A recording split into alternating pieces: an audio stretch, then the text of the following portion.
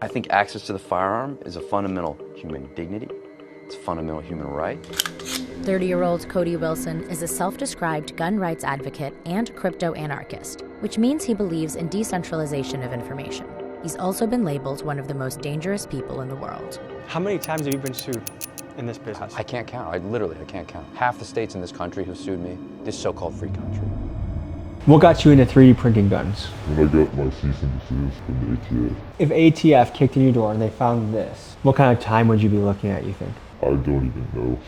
Do you think double digits? Probably, yeah. How do you walk the line between freedom and danger? It is a line, and we stay within a conscious vocabulary because in American libertarian politics and political life, the gun is an important thing. I'm on your side if you like the Second Amendment. It's more important for me to convey that than some deeper feeling about these things. Ghost guns, untraceable weapons, a threat to the system. And thanks to advancements in 3D printing, the power to create a gun has been democratized to anyone with a couple $1,000. Now, is this a Second Amendment right that the Founding Fathers outlined for us in the Constitution? Or is this a dangerous public safety nightmare that needs to be heavily regulated or altogether outlawed? Today, we take a deep dive into this world. We sit down with Cody Wilson, a controversial figure who invented and printed the first 3D gun, and he currently runs the biggest ghost gun company in the United States. We speak with Michael Cargill, a gun rights activist who took on the ATF all the way to the Supreme Court and won. And finally, we go underground to interview a 3D gun printer running a highly illegal ghost gun enterprise. But before we start, first a quick disclaimer and a message from our sponsor. This video is for documentary purposes only and should not be viewed as a guide for manufacturing weapons. Please consult and adhere to all applicable laws regarding firearm ownership in your area. Thank you. And now for the sponsor of today's video. Today's video is sponsored by CyberGhost VPN. With over 38 million users, CyberGhost is one of the most trusted VPNs on the market. It has a near perfect rating on Trustpilot, and PC Mag rated it as excellent. Fortunately for most of us watching this, incognito mode does not protect you. Your internet provider, Wi-Fi, workplace can still track your movements even with incognito. The bad news is, I guess I'm not running for Congress anymore. But the good news is, there's a way to protect yourself going forward. This is where CyberGhost VPN comes in. It encrypts your internet traffic and reroutes it through secure servers located around the world, which gives you real security and real privacy. And with CyberGhost, you can access your favorite streaming platforms like Disney+, Hulu, Netflix, and Amazon Prime, and even content from other countries. It works on up to 7 devices, so this is a perfect service for friends and family to share. And viewers of this video get an exclusive deal. And there's also a 45-day money-back guarantee, so you can try this completely risk-free. Jump on this deal and be a ghost. Use my link in the description for 84% off and 4 months free. And now, back to the video.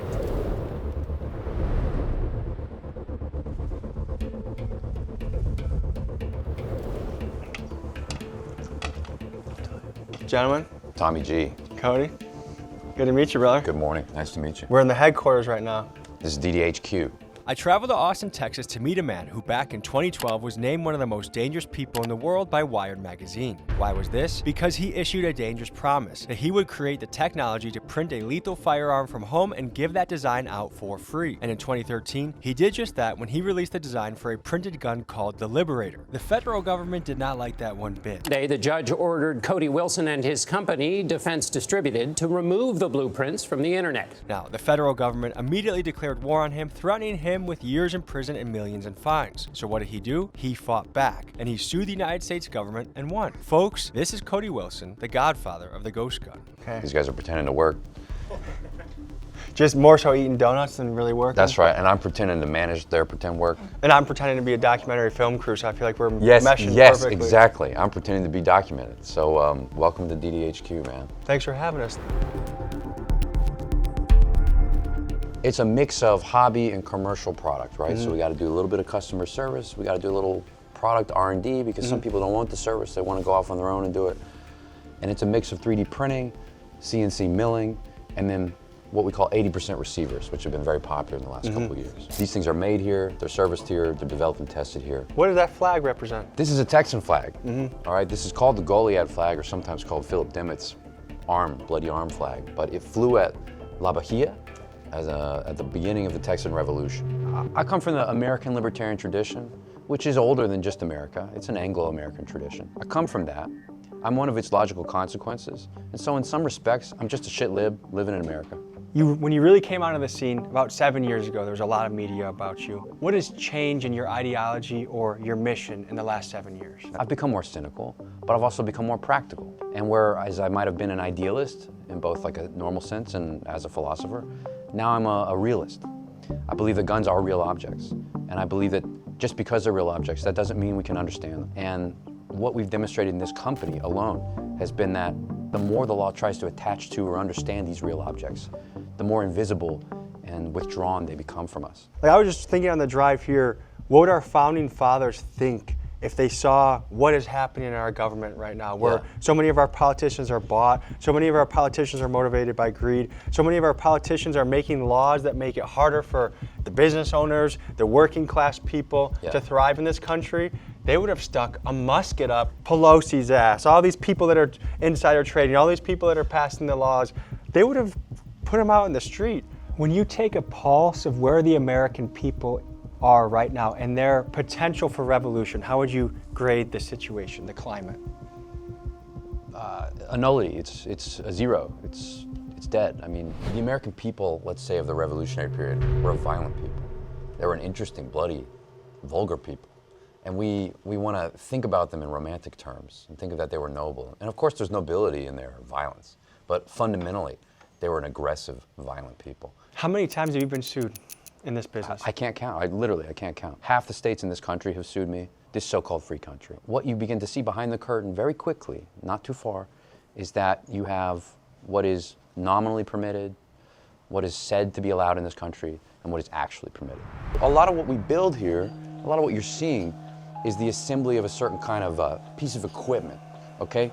Because what we like to make for the user at home is a capacity to finish some of these gun parts. You give them the bones and the skeleton, but they breathe the life into the gun. That's very good. Sometimes they have to add a little to the skeleton, or let's say take a few things away because you know, the diamond is in the rough, right? They got to move some of that rough around, and that's what this equipment is. One of the things Defense Distributed makes is a milling machine called the Ghost Gunner. Think of it as a 3D printer but in reverse. Instead of adding plastic layer by layer, this machine uses a spinning cutter to carve away metal. It takes a raw block of aluminum and precisely mills it down to the intended firearm component, giving the owner of this printer the freedom to create gun parts as they please.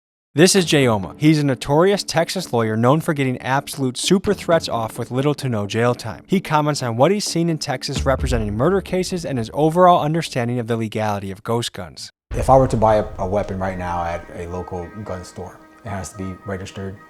If I buy a gun, it's probably been shot already. And each time a gun is shot, it leaves a fingerprint or like an imprint on the shell casings.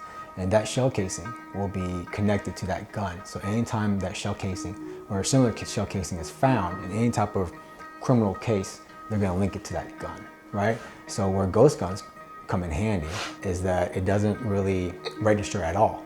So it just prevents the police from investigating that portion of where they're linking that shell casing to a specific gun.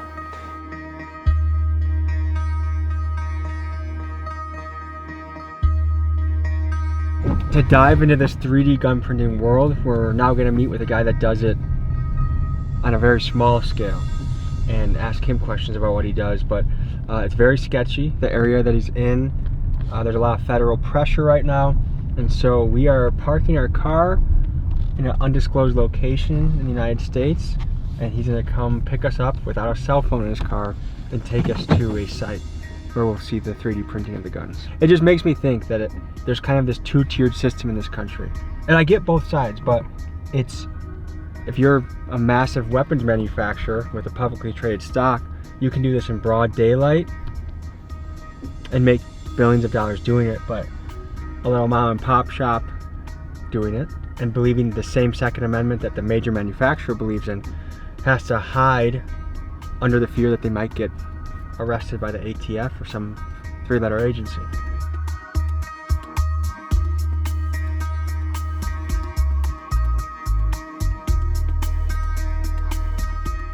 What are you in the business of? I build guns, occasionally sell them. So you customize guns mostly in the 3D printing space?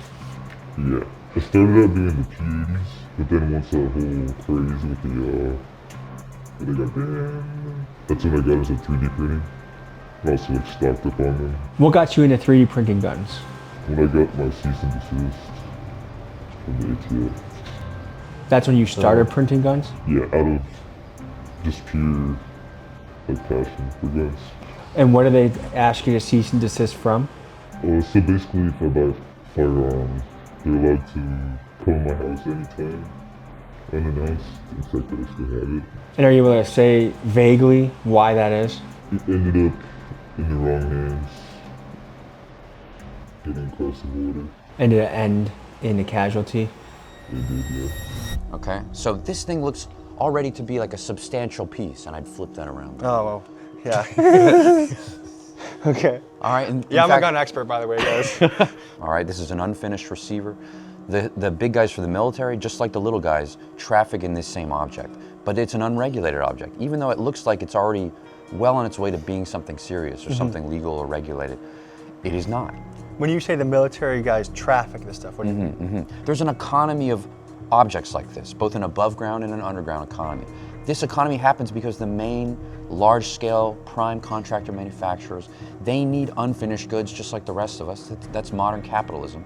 So they might go to Eastern Europe or they might go to Taiwan and they would say, hey, you can contract manufacture this for me, import it into the United States, and you can do all this work to it, and it's still not a gun and it's still not really seen by the law yet until I, the manufacturer, touch it. And that keeps things cheap, but it also is like the thing that keeps this entire underground economy going, because these objects already existed, always existed outside the law. And now the at-home user wants them as much as the prime contract manufacturer. Talk to me about some of your favorite 3D printed guns on the table.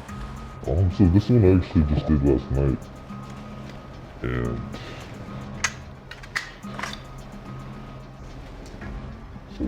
So the whole thing is 3D printed? yeah, so that whole lower is 3D printed. You just put together the parts kit. So you have to add the metal in yourself? Yeah, and then you have to get when you're 3D printing, you gotta get the tolerances just right. And a machine like that takes a whole day to do just this? Yeah, there are faster ones, but that machine is meant more for stronger materials, so it does take a bit longer. You want to see a ghost gun? Yeah. Do y'all see this? See how beautiful this is and very customizable? I like it. So you're just missing the top part, right? Yeah. But this right here looks just like how mine would look like on the inside. What I see is like threat financially to the gun manufacturers, saying there's no way we can make money off of these people anymore. Folks, for context, we are currently in the middle of a golden age for weapons manufacturers. In 2024, companies like Raytheon logged record-breaking profits, with their stock price seeming to match the upward trend of deaths in Gaza. And it begs the question, why is the law so swift to crush an individual for creating a ghost gun in his garage, yet silent when there are arguably companies contributing to war crimes in places like Israel? And some say it feels like a two-tier justice system, where the individual gets a prison sentence while the corporate interests make annual profits in the billions. I look at ghost guns in a very similar way that I look at magic mushrooms, which is part of me thinks everyone should have the right and access to use those things as they wish as a free American. But the other part of me is aware that these things are sacred and dangerous and have a lot of power, and you should be careful. So how do you walk the line between freedom and danger? It is a line. And we stay within a conscious vocabulary because in American libertarian politics and political life, the gun is an important thing. It's a revered thing. There's a certain American civic religion about the firearm. And we try to honor that and keep that language so that people understand that we're friendlies. I'm on your side if you like the Second Amendment. I'm on your side, right? It's more important for me to convey that than some deeper feeling about these things. The gun is some kind of centerpiece of a psychodrama, of a legal drama, of the evolution of the change of our state, world states, the role of the individual in society. Everything is at stake with these things. And I see California, states that would nominally be free or nominally have some of this conversation with you, attempting things that I would not believe to be possible just 5 years ago. It's breathtaking to me, and it feels like a civil war to me. Walk us through what we're looking at right here.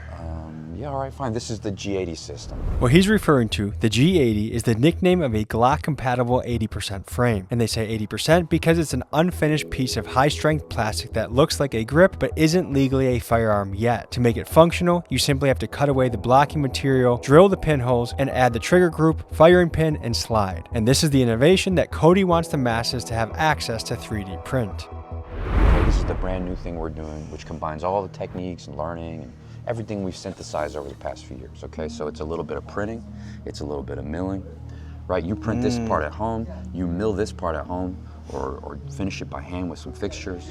This is where both of your systems kind of intermesh. That's right, because the law moved, all right? The law said a part like this looks too much like a gun. So now no one can sell you something like this to finish, all right? So you have to take this thing and remove it from the legal context. This has to become information. Now the gun part has to become this strange, unidentifiable, not clearly convertible component. Does this look like anything to you necessarily, you know? If you saw this like in a fucking trash can, would you be like, oh, I found a firearm? It becomes more illegible, and that's our task. Our task is to always create more and more ambiguous objects and products. So this could be done way more simply, but in order to go within the rule of the law, you have to keep making it more and more obscure. Yes, because the law chases this object. To a person that has never heard of the G80, just give us a breakdown. The G80 is the next system in unfinished 80% firearms, okay? The law says, well, all we know, this is the Supreme Court of the United States, and its supreme legislation says, well, all we know is it needs to take longer than an hour to make, and it probably shouldn't look like a gun when you start. Thank you, Supreme Court. Okay, well, we follow the supreme guidance of the Supreme Court, and we say it takes longer than an hour to make, it doesn't look like a gun, your grandma wouldn't necessarily know what it is, therefore it complies. And of course, California, Gavin Newsom, President Newsom, will crush the shit out of us when we're a successful company. And the next company will come in and say, well, this is the tweak that we've made. And that's what you can look forward to in developing guns in this country. Just as a switch carries a high penalty, I believe in many places it's 10 years. Does a ghost gun carry a similar enhanced penalty? I haven't seen enhanced penalties. In my experience, I have not, because a firearm is still a firearm, as long as you can prove that this is an object that can kill people.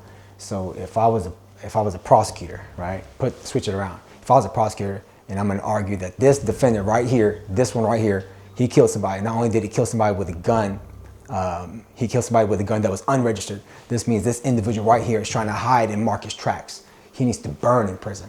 In fact, I'm going to ask you, the jury, to not only convict him, but to get the death penalty, because this exceeds just 99 years. He needs to pay.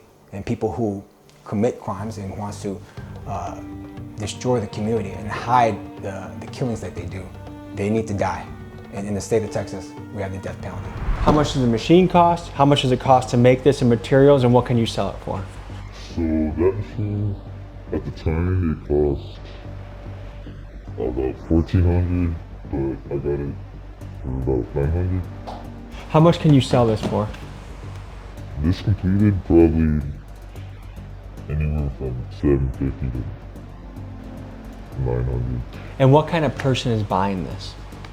Someone that's gonna throw it away.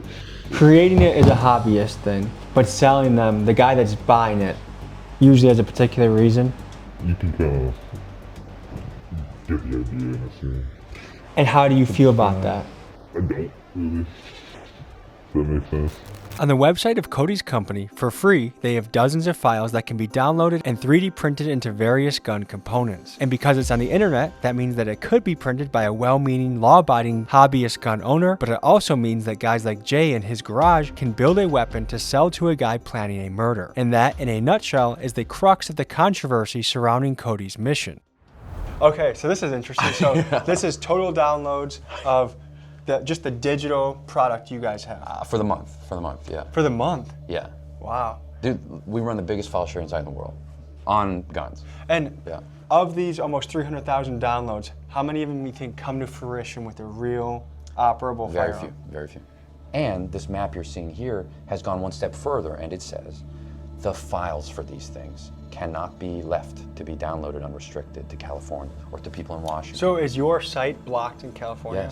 Yes. Similar to how Pornhub is blocked in Texas. It's the same thing. People in the last few years have seen, oh, what the forgot to use an ID to use a porn site. It's the same thing now with other forms of information, not just porn. Now gun files are going to be restricted in different states in different ways on the internet. The internet itself is breaking up. Your company was among the first to have a particular digital download, or the antecedent of what today is the ghost gun download.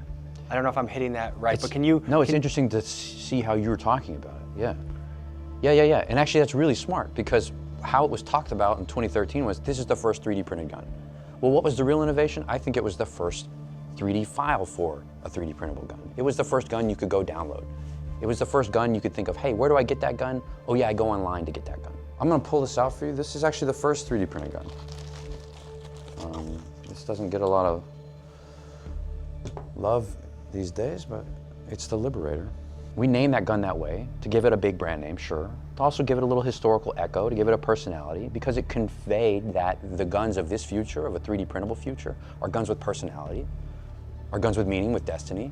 They're not just commercial products in the age of mechanical reproduction. Now they're strange spiritual products in the age of digital reproduction.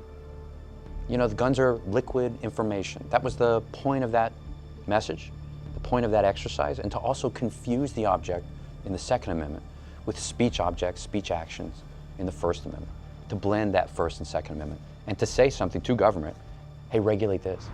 Folks, here's a quick refresher on American history. The Second Amendment doesn't just say you can own a gun, it protects the right of people to keep and bear arms, stating clearly that this right shall not be infringed upon by the government. And these are the lines Cody uses to defend his position. He is essentially arguing that if the government stops you from making a gun, they are infringing on your right to bear one.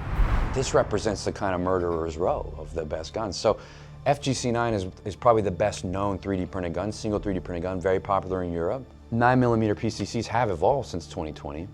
You know, one of the most recent is this Decker, which is a stranger looking gun, right? But it's more true to what 3D printed guns are. Some stuff, these things aren't as good as commercial guns, right? But there's something kind of amazing about the fact that you can 3D print a real magazine for real bullets. This is entirely printed with a spring. All right, this is the Urtal. This was designed by a developer in Brazil, and it's probably the most well-known recent printed PCC. Can you show me the process for, like, from computer to hooking up to like how this gets going? Yeah. Basically right here is all the files. All these are schematics? All these ones right here with like the labels on them, that say G-code, are ones that I've already made. So for example, this file right here. How encrypted is all this? I keep it on an external hard drive. So it has to be plugged into something to even show up on the computer? Yeah. That's smart. Are the feds that good at computer stuff like this? Yeah, they are. And one of the reasons they are good is because they bust guys that are hackers and then get them on their team, right? Yeah. Yeah. So this right here. Oh, I like how it says for academia only. Situation is this. There's a Scientology has hired people that stalk my home, and I want to take care of them without any issues. Allegedly. Cool. Cool. So go into that file, and you basically just. So that's it. This is what it would print, and then you put the rest together yourself. Now, what if I had a computer and I had only this? Forget all the ammo, explosives, all the crazy stuff. I just had a pistol, schematic. How much in trouble would I get? Without actually making it, just having that file on my computer. You actually wouldn't, if it was, as long as it's not, like, fully auto or anything like that. So it's legal to have? Yeah, it's legal to make and for yourself, but not. So for personal use, I could make that gun, no issue? Yes. Exactly. No problems whatsoever? No. And then this hooks up to, you already sent the orders to the printer, so it's already, that's why it's going? Yes. And what is the printer making right now? But right now it's making a Glock 17. So there's no political motivation, there's no greater purpose or mission? No, not really. It's just kind of entertainment and fun? Yeah, pretty much. Is it hard getting a girlfriend if this is one of your main hobbies? Not really. So folks, now we've seen a little bit into a mom and pop operation, one-man show, how it looks on the ground level. Let's go back to Austin, Texas, where they're doing it on a large-scale operation and have recently had battles with the Supreme Court. You had a recent Supreme Court case, 2023. Tell me about it and what happened. There's not much to say. You go to the Supreme Court, you lose. That's the education I've got in this country. We were doing something not legal, not technical. This was something in the realm of ideas and religion. And when we left, we knew that we had lost. On paper, there are rules and regulations about how you can make a gun in this country, how you can buy one. And the Biden people came in and said, okay, what we're gonna do is we'll take the definition of a gun and explode that to mean as many things outside of an actual gun as possible. You know, anything's a gun if you think about it. If it's marketed as becoming a gun, or if it could become a gun, or if someone buys it because they want to make it into a gun, well, therefore now, under the law, it is a gun. So they had taken the container of the word firearm and tried to pack as much into that word as possible in the law. Our position was very simple. Doesn't the law mean certain things? Don't words have legal meanings? Don't they only mean certain things? Can ATF by itself, without an act of Congress, just say these words mean new things? We say that that's not possible. We go to the Supreme Court, and the Supreme Court says, well, sometimes the ATF can do that. My name is Michael Cargill. I'm the owner of Central Texas Gun Works, which is a gun store in Austin, Texas. You had a battle with the Supreme Court. Tell us about it. Yeah, not a lot of people can say that they went up against the United States government. They went up against the Department of Justice, the Alcohol, Tobacco, and Firearms, BATF. Both administrations, Trump administration and Biden administration, and actually won. It started, back with the Las Vegas shooting. So Las Vegas, a guy allegedly took an AR and a part, which was a bump stock, and attached it to a rifle. And he used that to shoot, faster, where he would allegedly shot some concert goers there in Las Vegas. So because of that, what happened was the government decided they were going to go through the ATF to ban the bump stock. One, how can you go through the Bureau of Alcohol, Tobacco, and Firearms, an agency within the federal government, in order to do this? I said, you got to go through Congress if you want to ban something that people legally own and purchase. What I decided to do was surrender my bump stocks to the ATF when they banned them, and then 30 minutes later, we sued them in federal court. And so we go in the courtroom there, and the judge was like kind of confused. He kind of compared the bump stock to like a shotgun. He said, oh, I get it. It's like a shotgun. You pump it and then you fire it. It's like, no, that's not it. And then I said, this is a lost case. We're going to lose this case. And so we lost. He ruled against us. And we appealed again to the entire Fifth Circuit, which is heard en banc, which is heard by like 12 or 13 judges. And to me, that was the most intimidating court I've ever been in my life, where you have 13 justices sitting on the dais there, and throwing questions at your attorney left and right. What about this? What about that? Can you do this? What about machine guns? Da da da da. And my attorney did a great job. And so we won. And not only did we win, the Fifth Circuit gave us everything. They gave us, the definition of a machine gun. They gave us the fact that the ATF, a federal agency, could not create or write law. And I was like, man, this is awesome.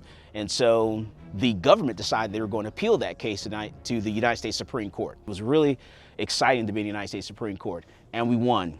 What is concerning about the stories of Michael and Cody is their experience with the ATF attempting to create and enforce gun laws. Legally, a law has to go through Congress before the ATF can enforce it. For an example of this, just look at this footage of ATF agents visiting a Navy SEAL. The reason why we're here is because I'm sure you're aware, just recently the ATF classified the FRTs, the force reset triggers, as machine guns. We are aware that you may have purchased some of these FRTs. Okay, that's incredible. And have to pick them up. They're legal. So I won't be answering any questions today. I don't have any comments on this subject. I won't be giving you anything. Okay, so you... Are you refusing to give us the trigger? I'm not refusing anything. I won't be answering any questions. They were there to confiscate a force reset trigger, a part that was legal when the man bought it. And it shows a disturbing trend, where a law-abiding citizen can be turned into a criminal simply because a federal agency changed its mind without a single vote in Congress. Like, to me, there seems like a light and dark side of what you do. On one end, there's the shits and giggles side of it, where it's just little funny shit. On the other end, someone's gonna get smoked or something like this. You're right about that, but I mean, it goes the same way for any OEM guns. So it's similar to what a gun manufacturer would say. Hey, I'm Smith & Wesson. We're doing quite well this year. What people do with them, that's their choice, that's their responsibility. I just am the creator. Just like knives, just like cars, just like anything that could be used as a weapon or a utility. It's up to the person, it's out of your hands once you make it. Yeah, their responsibility, their choice is not something you can control. So I don't actively go out and try selling them for profit. You know? What's the most you've made in a month doing this? It's been more of a hobby, but it's more of the drugs that I sell, the funness kind of. If ATF kicked in your door and they found this, all this, what kind of time would you be looking at, you think? I don't even know. You think double digits?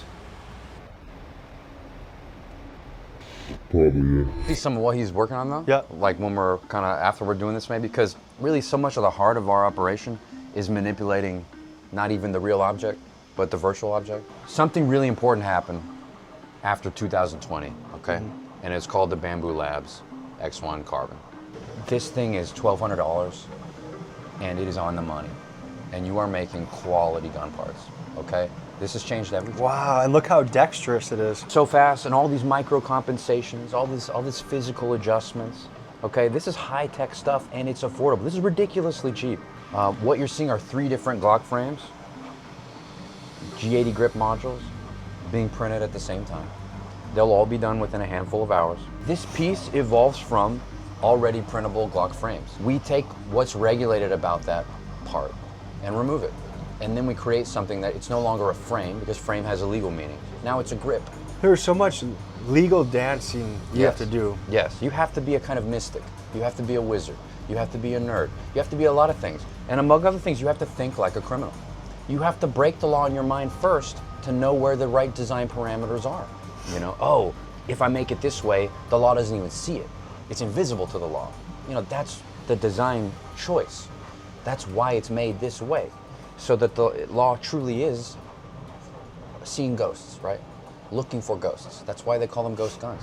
I think we need more people in America like Cody Wilson. People that are idealists, people that are almost on a religious crusade for the people, by the people, against the government. The state has gotten so overwhelmingly powerful that to have a voice that's willing to experience lawsuits across many states, or federal lawsuits, or bankruptcy, or even prison, I just admire someone's commitment to the cause. And I do feel like there's a rattling, especially amongst the younger people in this country, that we're so disenchanted, disenfranchised, that we are being energized into movement against the state. And I, as a proud American, appreciate that. Second Amendment, big thing in America. Do you believe that you should have the right to make your own guns at will? Yes, I do believe that. Can you speak about your overall philosophy about guns, about the Second Amendment, about the American right? The reason I got into this business in the first place is because I wanted to make sure that everyone in my family had the tools needed to protect themselves. I wanted to make sure they had a gun. I wanted to make sure my family were proficient with firearms. You know, I wanted to make sure they knew what the law was and how to react when stopped by law enforcement. So that's why, you know, I got into the gun industry. And so my grandmother at 70 years old decided she was gonna, you know, go back to college and get a college degree at 70. And so she went back to college because she wanted to become a nurse. While my grandmother was traveling from a library, sitting at a bus stop waiting for a bus to come, a guy came along, mugged her, and raped her. So because of that, I decided I wanted to make sure that everyone in my family, including the females in my family, had the tools they needed to protect themselves. I wanted them to get a gun, I wanted them to know what the law was, and I wanted them to be able to defend themselves and send those little bastards up the escalator to Jesus. So that's why I started selling guns. I teach the classes because, you know, I wanted to make sure my family knew what their rights were.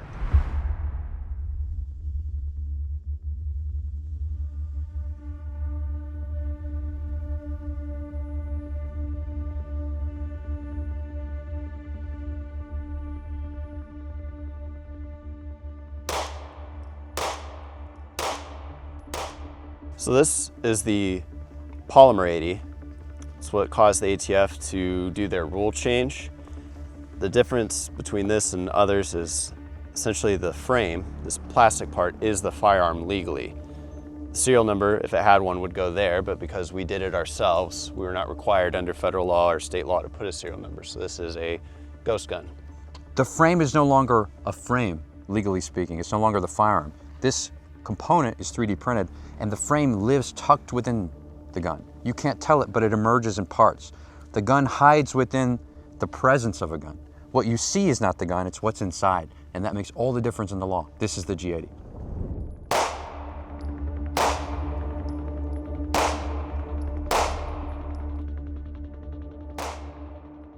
Let me show you what else you can 3D print. This thing doesn't just have to live in the footprint of a Glock, it can live in a totally different body. I want you guys to see what this guy does. What the hell is this? Yeah.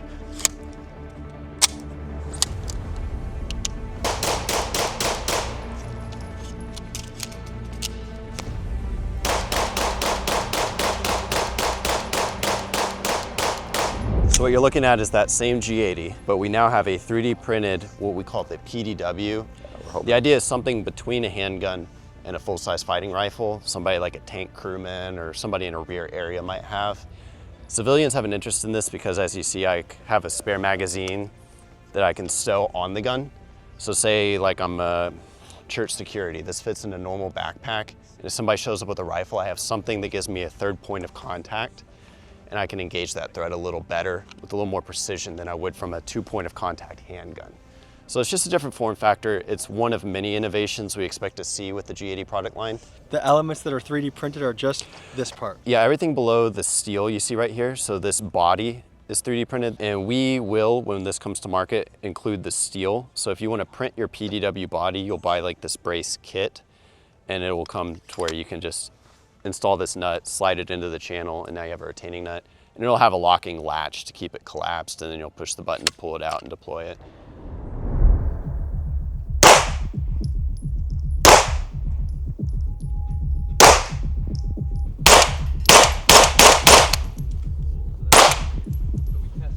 I have a line in my head where it's like you see someone with that and you're like, holy shit, it's Jason Bourne. Yeah. This could equally be, it's almost timeless. It's such a foreign design, like 3D printed guns help you understand it. Some designs are, this could be from the 1960s, from sci-fi. This could be from 20 years in the future. I mean, where is this gun from? So you do have a great pessimism about your life work right now. You think it's gonna end by getting crushed by the government. No. It's just, you have to assume. You just have to assume. All right, these forces are too big. This government is too large. It is too impersonal. And it doesn't care about, the law or these little ideas that you have. It's almost all accidental. You have to understand, these are like big cosmic forces. It's like gods that don't even know that you exist. You're less than an insect. You will be destroyed when you're near all of these forces. It just happens. That's what it is to be involved with this. So, what kind of artistic performance, aesthetic development, you have to think outside of these traditional left-right terms. Now that you've had more than a decade under your belt doing this, what are your immediate goals or things that you are trying to achieve? Yeah, my immediate goal is a thing called G80. All right, I watched how the Biden people took the best business in our field, polymer 80, just wipe it out of business without a thought, really, and without much effort. Right? Like, okay, we can fiddle with the definition of one word and collapse an American company. And some of that is because polymer 80 collapsed under the weight of its own success. All right, well, luckily we're not successful, okay? Luckily we're more nimble for that reason. And we can teach, like we've always done, what's the name of this company? Defense Distributed. You can spread the IP out, you can push the sites of production around, it can be a network. You don't have to have one big business in this field. It will always be hobbyists and hackers and incels. This distributed kind of wave of people. We're teaching that. But another of my big goals is to show that there was no success in crushing polymer 80. That was nihilistic, it was naked, it was opportunistic. It wasn't a victory or accomplishment in the law or ideology. All that legal accomplishment did was push the products and the development and the technology the next level deeper. Okay, you can't make a frame now because it looks too much like a gun. Well, I'm gonna sell you something that doesn't look like a gun. You just make products that are more ambiguous. What do you think that there's major gun companies like Smith & Wesson, Ruger, Beretta out there that can make millions and millions of dollars every year? So they can sell into Ukraine, they can sell into Israel, they can sell into countries that are actively at war. They have quarterly bonuses, they have stock options. No prison, but if someone finds this on you, it's a really big deal. What do you think about that kind of two-sided system? I mean, obviously I think it's but there's nothing you can really do about it. It's like everything else. So do you have a bit of a nihilistic view on society? Like it's a bit f***ed, the big corporations win, the little guys get screwed, so might as well. Basically, yeah. Have fun while you're at it. Yeah, exactly. These gun manufacturers are, if they do business here and abroad, they're part of the military-industrial complex. And if we democratize where anyone could have a gun printer in their home, there are huge business interests that we're hurting. Do you suspect that's one of the biggest reasons, more so than safety, that this would be why the government would be against ghost guns? Yeah. When it comes to money, and those big corporations aren't making the money, or they foresee they're not going to make as much money as they used to, then they're going to do whatever they can to keep that, as anybody would. Anybody who has a monopoly on anything, like if you own all the pizza stores, for you to see somebody making their own pizzas, that's a threat to you. That's a threat to your family. That's a threat to your legacy, right? So if I was a gun manufacturer, I would try to do whatever I can to prevent it, but make you believe that it's for your safety. It's for the safety of little Johnny down the street. If you ever get charged with a crime, I'm currently licensed in the state of Texas, but there's a way for me to practice in other states. If you have a crime, call our office. I'll make sure that I protect all your rights, and I will intercept the prosecutor's attempt to put you away in prison for a long time or death penalty. Give me a call. Folks, just a quick reminder, don't forget to click the link in the description and grab the CyberGhost VPN discount available to you. It keeps your data safe. You get to unlock block content, all just for $2.03 a month. It's risk-free, so check it out today. Thank you guys for watching.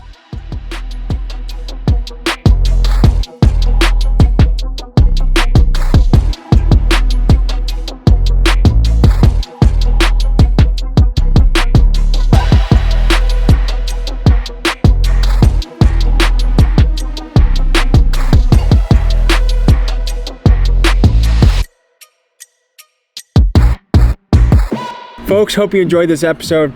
You want to watch another? Here. You want to subscribe? Over here. See you next week.